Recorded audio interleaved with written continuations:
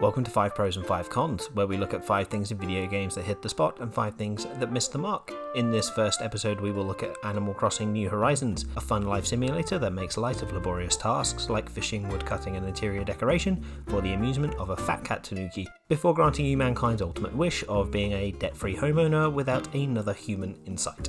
It's a wonderful cutesy experience with some fantastic quality of life upgrades from the previous entries. I'm fortunate enough to have played the previous installments at their respective Western releases, and I have enjoyed this series for a long time. There's a lot to love about this game, but honestly there are a few issues bubbling up with this current entry, so without further ado, here are 5 pros for Animal Crossing New Horizons. At number 5, new characters. Now, the animals themselves are the staple of the series, with so many different villagers and visitors that you can interact with. Each successive game adds more, and New Horizons is no exception. We've got a fair few new villagers, even if Twitter would let you only believe that the only new character is Raymond, who's nice and all, but like the heterochromia coolly pulls off a maid outfit really well, but you know, there's lots of other ones. I've got Megan, a purple bear who's just kind of plain and there, and a punk rock elephant called Sid, who is like a really grumpy guy. I deal with him pretty well. They're really cool, and there's a lot of other ones as well. We've also got new visitors, which are, you know, some of them are related to older characters. You know, we've got Daisy May, who does turnips, CJ, who deals with sea sports, which really fits the pun-based humour of Animal Crossing very well. Flick is our new bug overlord, and he just wants a commission, which is lovely. Their personalities are fleshed out so well. The villagers themselves have 8 different personalities. You can find the ones that you like best. Personally, I'm a really big fan of the jock characters, specifically Antonio. They're really wholesome and supportive, and they say things like, "That was very muscular of you," which is just straight up nonsense, but it's that sort of supportive that we do need nowadays. Now at number 4, free updates. Putting in new content and drip feeding it for free. This is a great call of theirs, because most of us have the internet. They're able to expand and change events at will using these updates. We saw this with the Easter event, where they nerfed the egg rate. There were way too many, fishing all the time. And you know, who knows, next year it could be shorter, it could be different. This is the thing, we've actually got new stuff to look forward to. We can't data mine everything in the game, so it will be a genuine surprise to see this stuff, and honestly I am all for that. At number 3, the graphics. The graphical upgrade was kind of inevitable going from the 3DS to the Switch, but wow. Honestly, I'm floored by how good this looks. New Horizons, a game that very much plays on aesthetics. The graphical style is perfect. It is cutesy, but it is very solid. The sky is so beautiful, the water looks amazing. All of the environments, the trees, the way that they change with the seasons, there's so much to look forward to all the time. I think they've absolutely nailed this. It's so good. Now at number 2, quality of life improvements. There are so many quality of life improvements from previous installments. A lot of it is customization based, but as an example, you know, interior decoration is just so much better in this game now that we've got the Happy Home Designer style decoration. It's easy to see what you've got, get things out of your storage, place it where you need, how you need, whatever wall you need.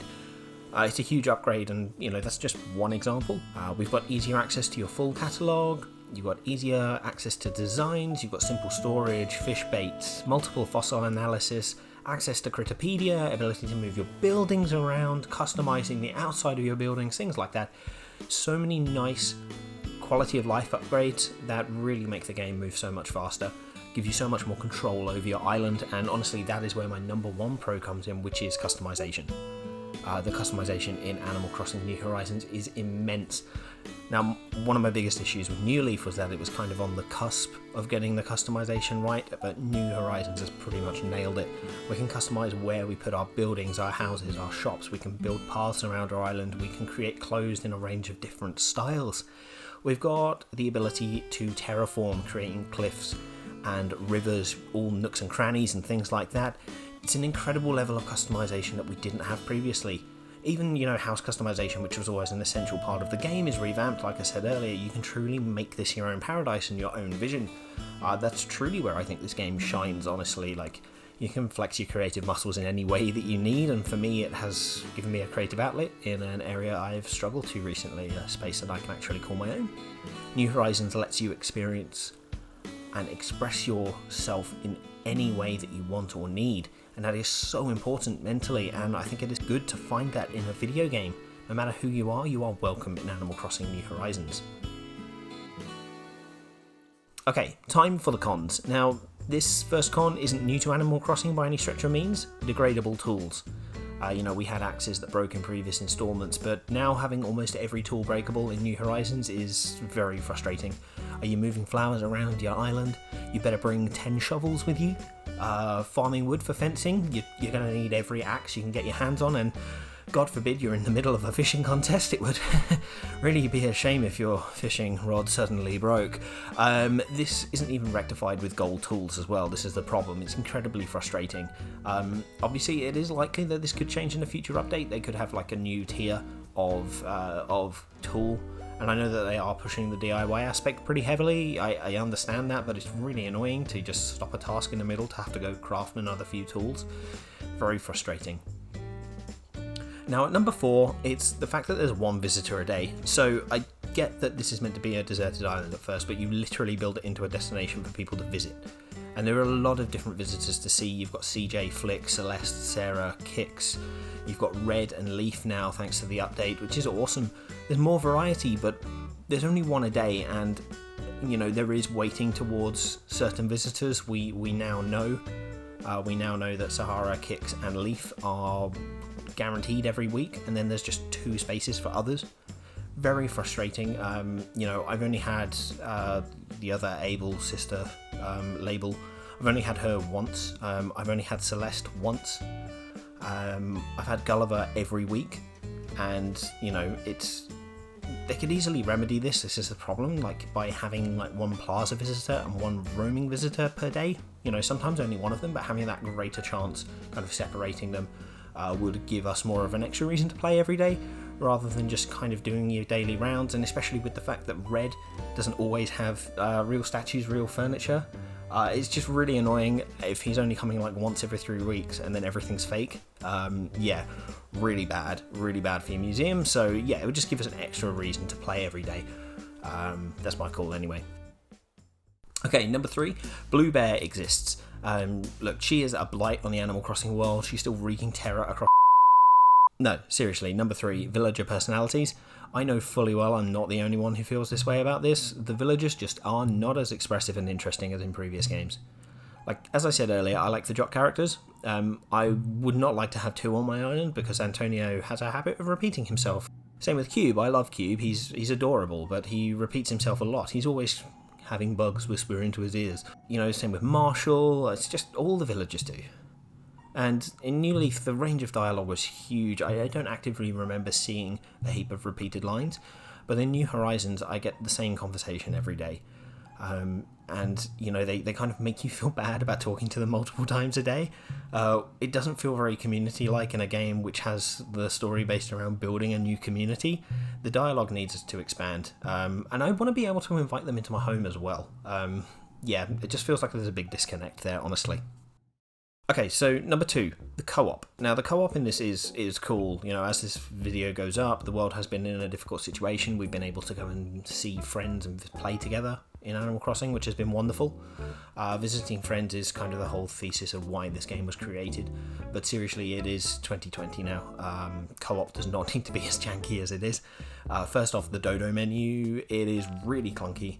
If I'm going to go visit a friend online, I don't really want to have to click again to confirm an internet connection, and then if I accidentally hit my friend list instead of Dodo code, I then don't want to have to restart the entire dialogue again. It is so frustrating if you just misclick once, having to go through 5 different menus again, and then when a friend comes to your town, you've got these annoying separate loading screens, and then it doubles up. I got stuck on a random island trying to sell turnips because everyone was talking to the Nooks, and it's just kind of the drop in, drop out shouldn't have to be such a problem. I get that each island is unique, and you're connecting to that one area, but a lot of games can do drop in, drop out co-op well. It just feels very basic. It becomes kind of rough, honestly, if you do open your gates for turnips, where everyone's kind of coming and going. You can't really do anything or interact with people properly.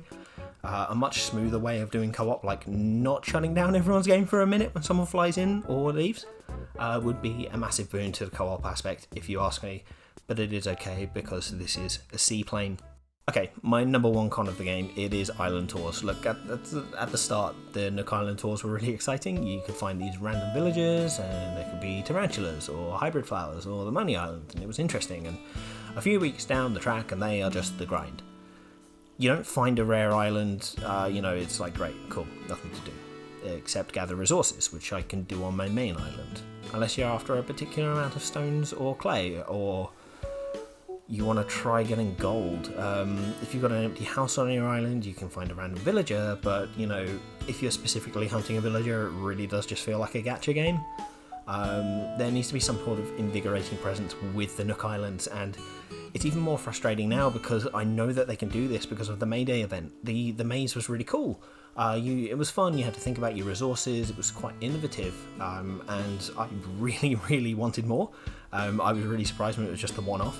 I thought they were going to do one every day, but they didn't, and even if it was just like a random island, or like once a week or once a day at a higher Nook Mile cost, having a maze tour could really bring something new to the game. Having rare items, resources, or some of the great reward in the end would breathe life into something that, albeit did have good intentions, has just become a chore in a game that really does make tough work fun. So there are my 5 pros and 5 cons for Animal Crossing New Horizons. As I've said a few times, it's likely that they can change these using free updates, and although I do have gripes about this game, look, it is early in the life cycle, it could need some time to adapt and change with community feedback. It does feel a lot emptier than your previous editions, so hopefully we will see these changes to make it feel more whole. I'm still having a whale of a time expanding and customising my island. I would prefer to end on a positive note, and to that I want to reiterate my main pro is that it is a welcoming, wholesome experience that you can make into your own, which feels very rare and important nowadays. I love the series for this, and especially how New Horizons has pushed this aspect. I still recommend this game, and I do think it will be in a much better state this time next year, honestly. If you've got questions, comments, arguments, pop them in the comments. I'll answer where I can, and if you like the video, let me know. Cool guys, I'll see you soon.